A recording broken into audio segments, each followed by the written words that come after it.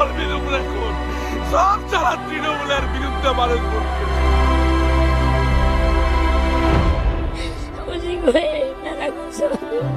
এইসব কিছু করতে হবে। मैं जेल भी खाटी, मेरा घर पे बम मारी, मेरा खून का हुक्की दे, बहुत कुछ सहना पड़ा, किंतु इंसाफ नहीं मिला हमको।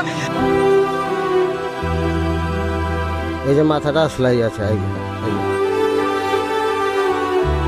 এই পাড়ায় আমার স্ত্রীর কাপড় খোলা হয়েছে। আমার স্ত্রীর কাপড় খুলে 4 মাস ধরে দাঁড় করে রেখে 4 ঘন্টা ধরে দাঁড় করানো হয়েছে।